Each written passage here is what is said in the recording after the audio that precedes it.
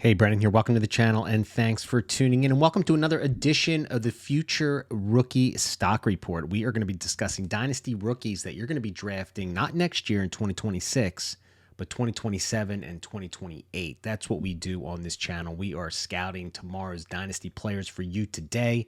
Going to be joined by Jason DeRienzo, my podcast co-host. And we're going to talk about 8 players today, 4 college players right now that are having great seasons that we believe that we're going to be drafting in our future rookie drafts, and 4 players that we were excited about at the beginning of the season, but just don't seem to be panning out. So if you play Dynasty Fantasy Football and you want a sneak peek at the future of what future rookie classes look like and start scouting players for yourself, watching ALL22 Film, seeing ranks for 2027 and 2028 players by position, check out the website below. I got it all broken down in there. Super cheap to join. Buy me a case of beer is all it takes for a year to have access to all this great stuff.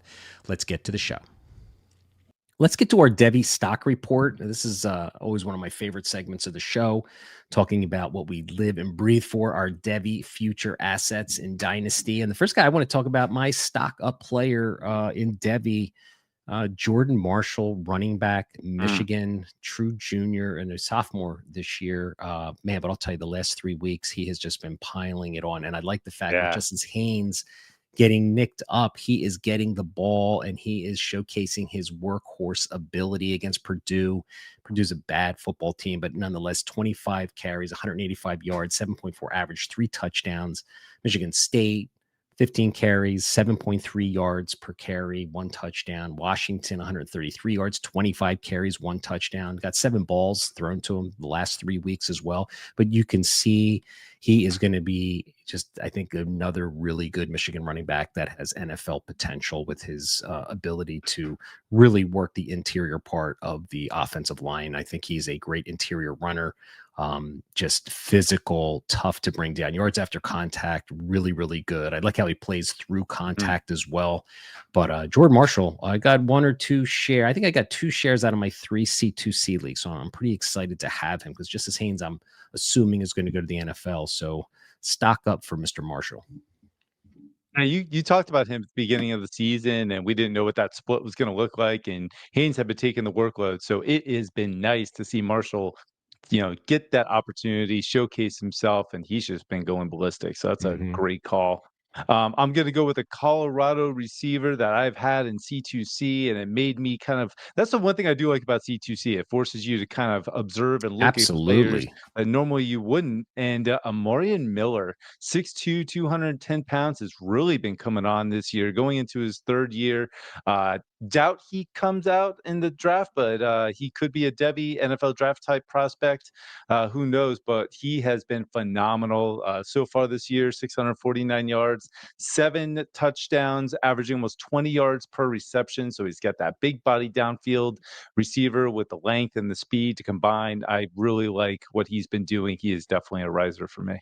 It's interesting you bring him up because I was considering him for the NFL draft stock report because he is a junior. I didn't know which way to go, so I thought this will kill 2 birds with 1 stone. Yeah, and he hasn't really gotten any NFL buzz from what I've heard. No, he hasn't. Out there. So, but nonetheless, I love that call because I have not gotten eyes on him. I'm like breaking down his film, but every year he's getting better and better and better. So, especially with that, revolving door of a quarterback room, I believe in Colorado as well. So, my second stock up player is a player that was a stock down for me, actually, I believe 4 or 5 weeks ago, because he started the season on the injury report, and that is Emmett Mosley, wide receiver from Texas. I did a film on this kid when he was a freshman last year, and I'll tell you, man, he really impressed me. Transfers to Texas, but the last 2 weeks, he is starting to emerge. I mean, of course, we've got Ryan Wingo there. Livingstone, I believe, is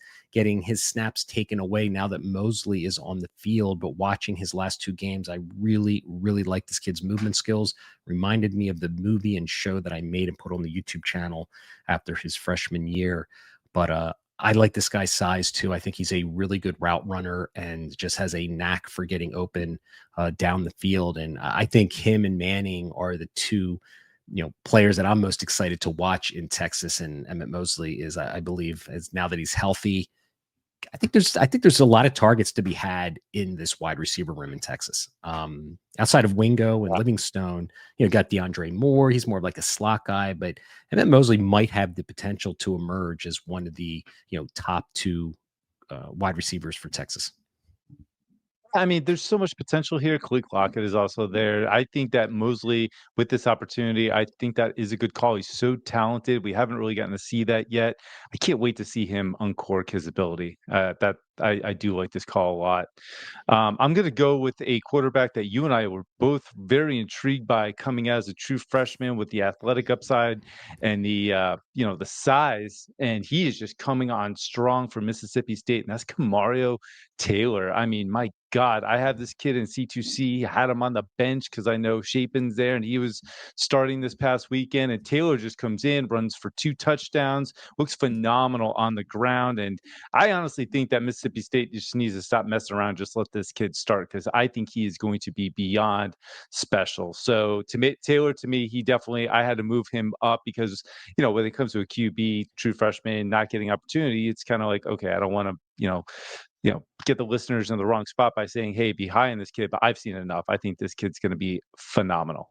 Yeah, you and I were debating early in the season when we were talking about the incoming freshman, uh, Taylor versus like Malik Washington from Maryland. Similar, Yeah, mobility, but good, mobility. Yep. yeah, good size with Taylor too. They're both taller quarterbacks, 6'4", 230. So let's see what he can Yeah, do with his arm.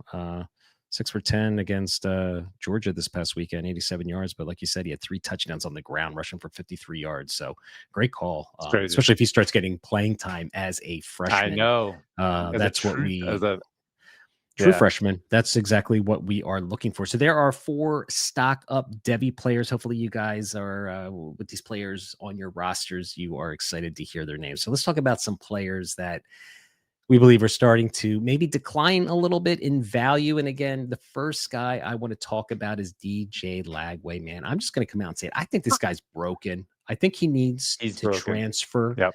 There's so much just stuff going on in Florida right now. I just think he needs to pack his bags and go. But that game against Kentucky, he was dreadful. 11 for 19, 83 yards, under 60% completion percentage, 3 interceptions. Just doesn't really offer anything on the ground, but he is just truly struggling. And he's a stock down player just because it's a player we haven't really talked about, I don't think, for the last 2 or 3 weeks. And every week I Mhm. go into the season, like into the week, thinking, okay, this is where we're going to see the DJ Lagway that we thought we were going to see. That the expectation. I mean, he was a top 4 or 5 Debbie quarterback at the beginning of the Oh, season, easily. Yep. easily. And I'll tell you what, given the guys that are rising, and I just don't have the confidence anymore. I think he's going to play at least 2 more seasons. I think he needs to rebuild his whole. I think he's got to get out of Florida. I think he's got to go He somewhere. does. So stock down Yep. for DJ Lagway. Yeah, I think the only way to resurrect himself is to get a new environment, new coaching, new scheme, and all that, and just try again. It's a shame. He's highly talented, but you're absolutely right. You got to be concerned about him.